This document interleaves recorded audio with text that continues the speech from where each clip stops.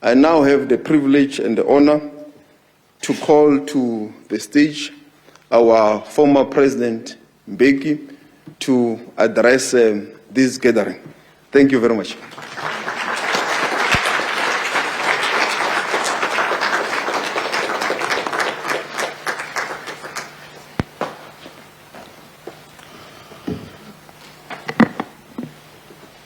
Thanks a lot, Minister.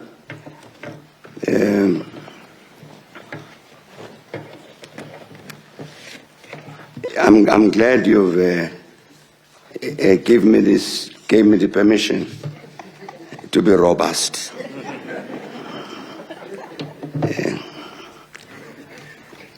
But thanks a lot, Minister, Ambassador Angela. And thanks a lot to you, Minister, and to Welile for the salutations which you've done. I shan't repeat them. But thanks indeed to everybody for coming this morning. And thanks to Terco, to you, Minister, and Department of International Relations and Cooperation for the initiative to name this dialogue series after Aziz Pahad.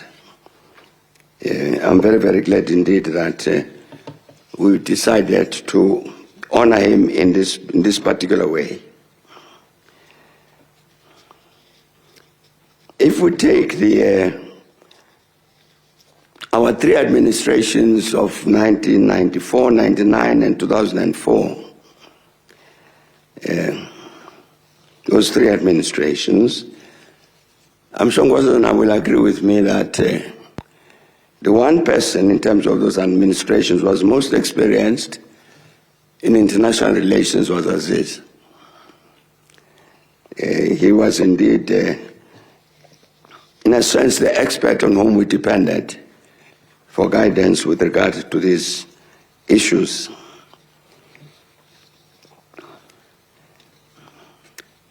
I'm very glad also that we have decided to say something at this meeting about his book, The Insurgent Diplomat, because that tells a particular story, which is important. All of us will recall that the US, supported particularly by the United Kingdom, went to war against Iraq in 2003. We were very, very interested to stop that war before it broke out. So part of what happened is that Aziz had to engage Saddam Hussein on the issue of his cooperation, the cooperation of Iraq with the UN arms inspectors who were led by the Swede Hans Blix. Because it was clear to us, watching at a distance, that not enough of that was happening, that cooperation, and indeed Hans Blix was talking publicly about that. And to avoid this war, to avoid a war that would be caused by that, Aziz engaged the then President Saddam Hussein to convince him about the importance of cooperating with the UN and indeed dealing with that challenge, which related to weapons of mass destruction. And Saddam agreed. As a consequence of which, Aziz led a delegation to Iraq of the people in this country who had been responsible for dismantling our own nuclear weapons, and were also very, very familiar with what had happened with regard to the chemical and biological weapons. He led a delegation to go to Iraq to engage the Iraqis on this matter, whether they owned weapons of mass destruction. That delegation of Aziz Pahad wrote a report and said, in fact, there were no weapons of mass destruction in Iraq. And that report was submitted to the UN Security Council.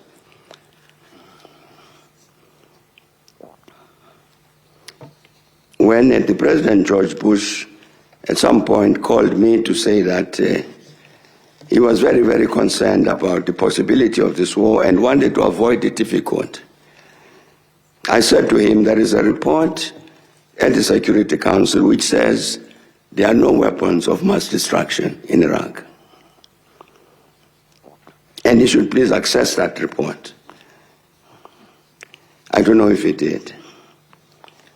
But I'm telling you this story because just as an indication of the kind of serious engagements in which Aziz would get involved. And of course, as all of us know, when the war broke out and the search started for these weapons of mass destruction, and the result confirmed what Aziz and his team had said. There were no weapons of mass destruction in Iraq. I'm mentioning also the Insurgent Diplomat, the book, because one of the things that it deals with is a period of 4 years which was focused on preparing for the transition from apartheid to democracy, in which Aziz was involved. The group of leading Afrikaners, academics, business people, leaders in the church, professionals, who I could say undertook a voyage of discovery. It was to talk to the ANC, really to find out what is the ANC. What does it think? What is its view about the future of South Africa and all of that? They had to discover this because they had brought themselves up on a fake notion of what the ANC was. Aziz engaged in this discussion for 4 years, and they would ask questions like, when we say the people shall govern, what do we mean? Because in their understanding, we meant the ANC shall govern. That there would be an election, one election, the ANC would win and stay in power forever. So we had to explain all of this. We had to explain, when we say South Africa belongs to all who live in it, black and white, after all of these centuries of oppression by a white minority, what do we mean? Aziz was part of the process of explaining what that meant and what it would mean once South Africa was liberated. I'm saying all of this because I'm quite sure that Aziz would have been very shocked when he read this executive order, which was issued on the 7th of February by the President of the United States, which will recall what it said, that in shocking disregard of the citizens' right, the Republic of South Africa recently enacted the Expropriation Act to enable the government of South Africa to seize ethnic minority Afrikaners' agricultural property without compensation. And it said this act follows countless government policies designed to dismantle equal opportunity in employment, education, and business, and hateful rhetoric and government actions fueling disproportionate violence against racially disfavored landowners. I'm saying Aziz would have been shocked to listen to that because he'd spent so many years explaining what the ANC stood for and what it would mean for South Africa, what that would mean for South Africa when South Africa was liberated. That you could have a false statement like this actually propagated. But also Aziz would have treated that as a wake-up call. In this sense, that it indicated that it was as an imperative correctly to understand the world in which we engage foreign policy and international relations. To understand how any government could so readily accept a falsehood of that kind. To understand the world in which we engage in foreign policy and international relations. And therefore, Minister, on behalf of Aziz, let me ask some robust questions. Does DERCO understand the world in which it engages international relations for the people of South Africa? Does it have the internal capacity to develop this understanding? And in practice, what is done practically to get this understanding? Maybe Ambassador Loma, this is your responsibility. And what is done to relate policy to that understanding?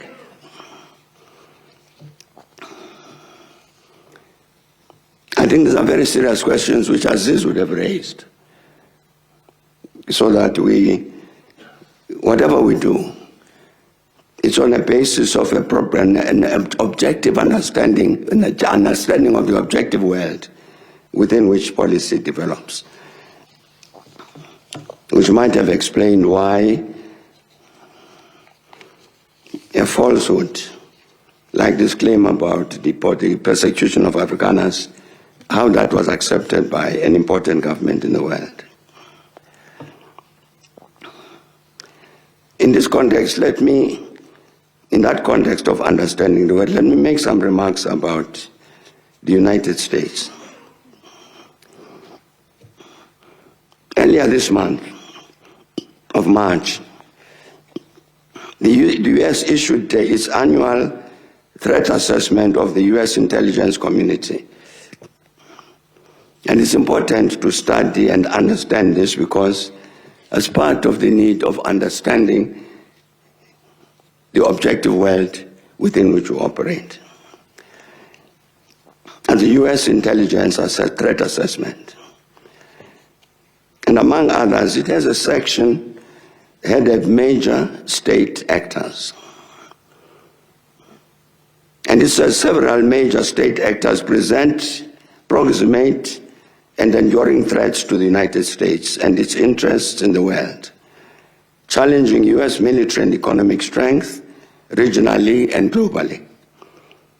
China stands out as the actor most capable of threatening U.S. interests globally, though it is also more cautious than Russia, Iran, and North Korea about risking its economic and diplomatic image in the world by being too aggressive and disruptive. And growing cooperation among these actors expands the threat, increasing the risk that should hostilities with one occur, it may draw in others, unquote. This is assessment of the U.S. intelligence community about major state actors. That report also contains a section dealing with what is called transnational Islamic extremists. And it says, ISIS's most aggressive branches, including ISIS Khorasan and its entrepreneurial portals, will continue to seek to attack the West, including the United States, via online outreach and propaganda aimed at directing, enabling, or inspiring attacks, and could exploit vulnerable travel routes. It says in 2024, the ISIS spokesperson publicly hailed the group's Africa expansion, highlighting the growing importance of the continent to the group. ISIS Somalia has doubled in size during the past year. ISIS West Africa remains the largest branch and leads in numbers of claimed attacks, and ISIS Sahel is expanding into coastal West Africa. It then says Al-Qaeda maintains its intent to target the United States and US citizens across its global affiliates. And Al-Shabaab, Al-Qaeda's largest and wealthiest affiliate, remains focused on attacks in Somalia that further its regional objectives, provides funding to Al-Qaeda efforts outside of Somalia, unquote. I think the legitimate question that arises from these quotations is, what are the implications for Africa of these assessments concerning major state actors and concerning transnational Islamic extremists, as the US intelligence report says? So far, of course, there is no Africa policy from the Trump administration. But in December 2018, which policy would have informed us about whether these assessments, intelligence assessment, have an impact in terms of US policy towards Africa? So I'm saying so far there isn't such a policy. But in December 2018, that's during President Trump's first term, Ambassador John Bolton, who was the national security advisor to President Trump, spoke about the Trump administration's new Africa strategy. And here's what he said. He said, "We have prioritized everything, developing this new Africa strategy document, because we understand that lasting stability, prosperity, independence, and security on the African continent are in the national security interest of the United States." And he said, "We want our economic partners in the region to thrive, to prosper, and control their own destinies." And he said, "In America's economic dealings, we ask only for reciprocity, never for subservience. And second, countering the threat from radical Islamic terrorism and violent conflict." And he went on to say, "Great power competitors, namely China and Russia, are rapidly expanding their financial and political influence across Africa. They are deliberately and aggressively targeting their investments in the region to gain a competitive advantage over the United States. China uses bribes, opaque agreements, and the strategic use of debt to hold states in Africa captive to Beijing's wishes and demands, and continued that its investment ventures are riddled with corruption and do not meet the same environmental or ethical standards as US developmental programs." And he went on to say that Russia, for its part, is also seeking to increase its influence in the region through corrupt economic dealings. And across the continent, Russia advances its political and economic relationships with little regard for the rule of law or accountable and transparent governance. It continues to sell arms and energy in exchange for votes at the United Nations, votes that keep strong men in power, undermine peace and security, and run counter to the best interests of the African people. In short, the predatory practices pursued by China and Russia stunt economic growth in Africa, threaten the financial independence of African states, inhibit opportunities for US investment, interfere with US military operations, and pose a significant threat to US national security interests. And equally concerning at this time, he says, the lack of economic progress in the region has accompanied the proliferation of radical Islamic terrorism and other forms of violent conflict across Africa. Countering these serious threats is the second priority under our new Africa strategy. And he says we'll focus our economic efforts on African governments that act with us as strategic partners and which are striving towards improved governance and transparent business practices. As our partner nations develop economically, they will be better prepared to address a range of security threats, including terrorism and militant violence, unquote. Minister, we do not know whether the current Trump administration will persist with these positions concerning what it has described as its strategic adversaries, according to its threat assessment.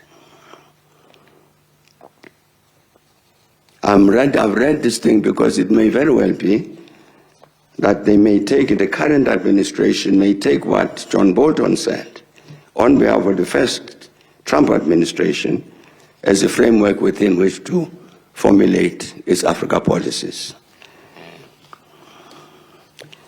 If that is the case, Minister, the question arises, what does Africa do in the light of that? In 2022, the U.S. Defense Intelligence Agency said that terrorism remains an active destabilizing influence, with Al-Qaeda's affiliated terrorist groups and ISIS gaining influence, and in many cases territorial control in the Sahel, in Mozambique, in Nigeria, in Somalia, and elsewhere on the continent. It said the Al-Qaeda affiliated group Jamaat Nusrat al-Islam wal Musliman continues to increase attacks in Sahelian states, especially Burkina Faso and Mali, and to threaten littoral states. While ISIS Sahel is focused on rebuilding itself in Niger after leadership losses and attacks in 2020 and 2021. ISIS West Africa mostly defeated Boko Haram in 2021, incorporating many former Boko Haram fighters in the process, and allowing the group to expand its area of influence and continued attacks on regional security forces in the Lake Chad Basin. It said in Mozambique, ISIS Mozambique expanded operations, conducting deadly attacks and temporarily taking terrain that threatened Western economic interests in the oil-rich province of Cabo Delgado. And it said that in South Africa, ISIS elements have used the country as a conduit for illicit financial transactions. This situation, unquote, this situation described by the Defense Intelligence Agency of the US is not likely to have changed very much by 2025, except for the West. So the question arises, what do we do in the light, I'm talking about the continent, in the light of what Bolton said about countering the threat from radical Islamic terrorism and violent conflict, and the commitment he made that the US would intervene in Africa to achieve that objective? What do we do? Then another matter which was of importance relates to the global economy, raised in particular in the context of what the Trump administration has been saying about raising tariffs on many products. It raises a question, therefore, not only of tariffs, but the economy. In terms of the economy, global economy, what does the US, the Trump administration think? Alistair Crook.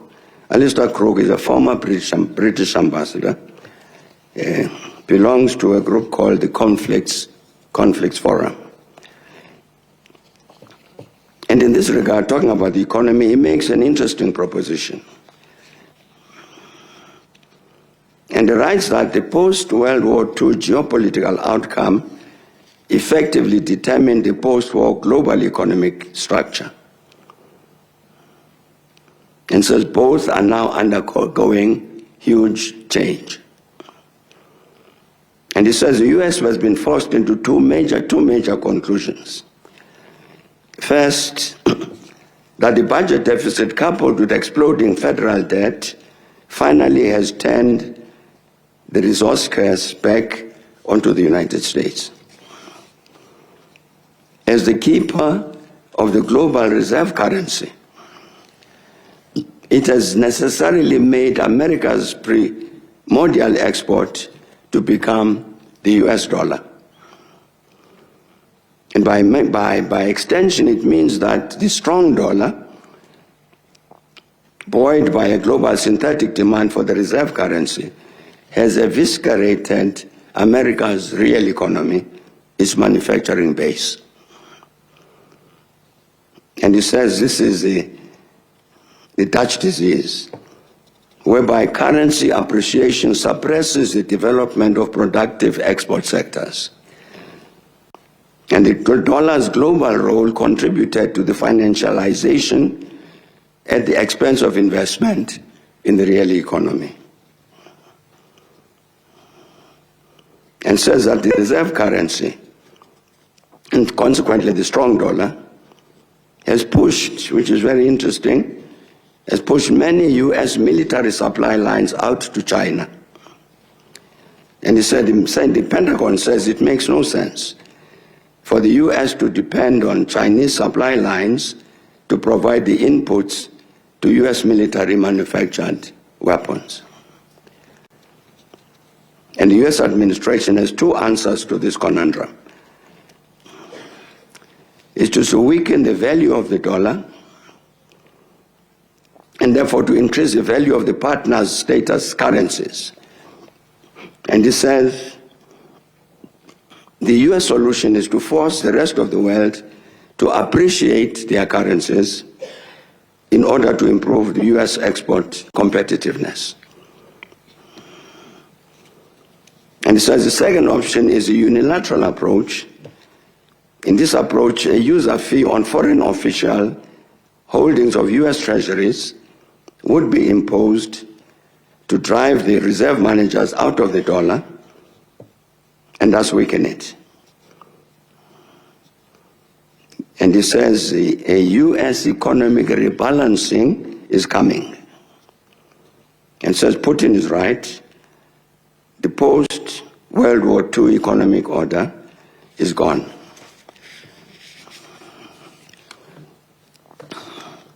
This analysis may be right or wrong, but I think the size of the issues it's raising concerning a country which can make still a major impact on the global economy are very important, and therefore emphasizing the need to understand the global economic objectives of the Trump administration.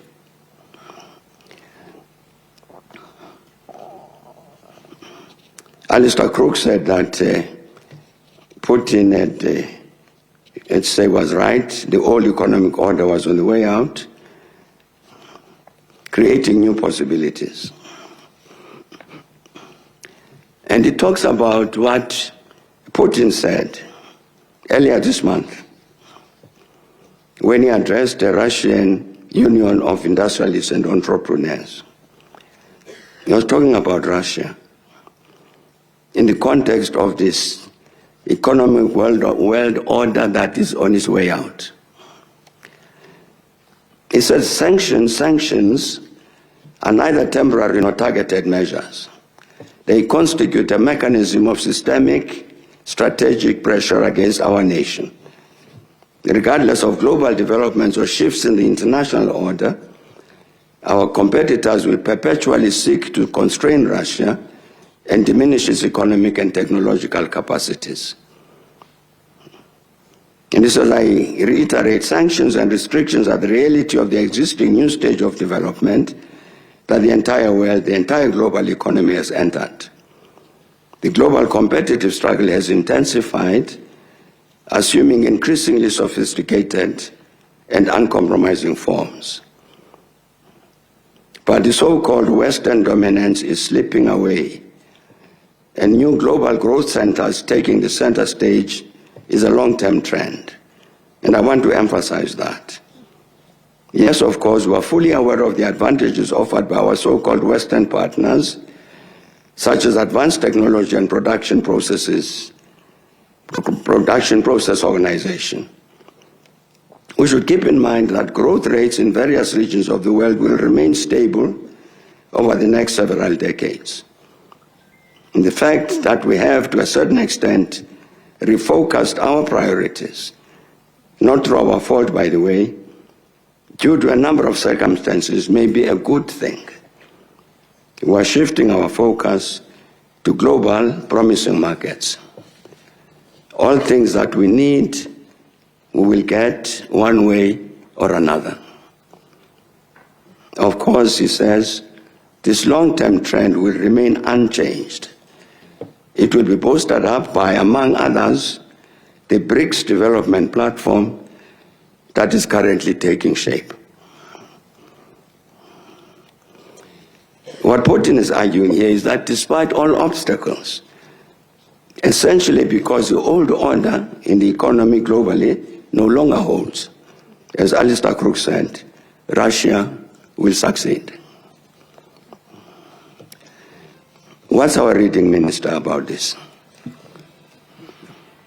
Is the world order, the old order, economic order, on the way out? Is Putin and Alistair Crook, are they correct? And where does that position us and position the African continent, if that in fact is a reality?